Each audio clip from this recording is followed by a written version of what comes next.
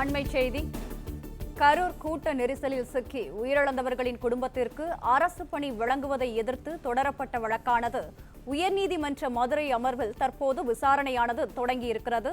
கூடுதல் தகவல்களை வழங்குகிறார் எமது செய்தியாளர் ராஜகுமரன். ராஜகுமரன், வணக்கம். இது குறித்தான மேலும் விவரங்கள்.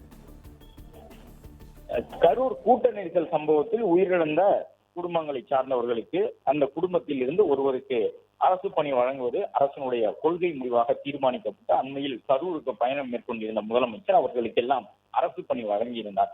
அதே நேரம் பணி வழங்கக்கூடிய நாளிலேயே மதுரை கிளையில் அந்த வழக்கு விசாரிக்கப்பட்டு ஒரு தற்காலிக நடைமுறை அடிப்படையில் நீங்கள் அரசு பணியை வழங்கிக் கொள்ளலாம், ஆனால் டிஎன்பிஎஸ்சியினுடைய இது போன்று ஒரு கூட்ட நெரிசல் சம்பவத்தில் உயிரிழந்தவர்களுடைய குடும்பத்தை சார்ந்தவர்களுக்கு அரசு பணி வழங்குவதற்கு அரசுக்கு அதிகாரம் உண்டா, கொள்கை முடிவெடுத்து அதை அரசு வழங்கலாமா, இது தொடர்பாக டிஎன்பிஎஸ்சியினுடைய விதிகள் என்ன சொல்லுகின்றன என்பதையெல்லாம் கேட்டறிந்து நாங்கள் எங்களுடைய இறுதி நிலைப்பாட்டை சொல்லுவோம் என்று மதுரை கிளை சொல்லியிருந்தது. இந்த நிலையில்தான் சென்னை உயர்நீதிமன்றத்தினுடைய மதுரை கிளையில் தற்பொழுது அந்த வழக்கு விசாரணைக்கு வந்திருக்கின்றது.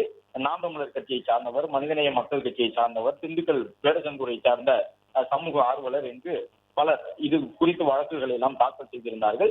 கூட்ட நெரிசலில் உயிரிழந்த ஒவ்வொரு குடும்பத்திலும் தகுதியின் அடிப்படையில் ஒருவருக்கு அரசு பணி வழங்க அரசு முடிவெடுத்தது, அரசு பணி வழங்கியது சட்டப்பூர்வ பணியாளர் தேர்வு முறையை பின்பற்றாமல் செய்யப்பட்ட ஒரு ஏற்பாடு.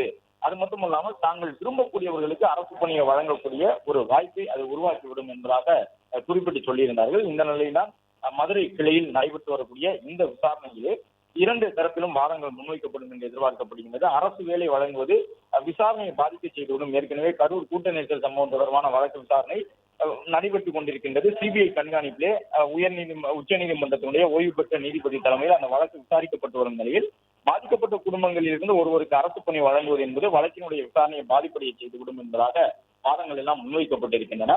ஒரு சம்பவத்தில் உயிரிழந்தவர்களுடைய குடும்பத்தினருக்கு அரசு வேலை வழங்கினால் இது போன்ற சம்பவங்களில் உயிரிழப்பவர்களுக்கு அரசு வேலை ஏற்கக்கூடிய ஒரு நிலை ஏற்பட்டுவிடும் என்பதையெல்லாம் அந்த வாதங்களாக எடுத்து வைத்திருக்கின்றார்கள்.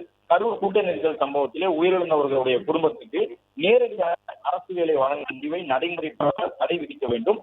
போட்டித் தேர்வு மற்றும் நடைமுறையில் உள்ள சட்டப்பூர்வ நடவடிக்கைகள் அடிப்படையிலே அரசு பணிகளை நிரப்ப உத்தரவிட வேண்டும் என்று வழக்கு தாக்கல் செய்யப்பட்டிருந்தது.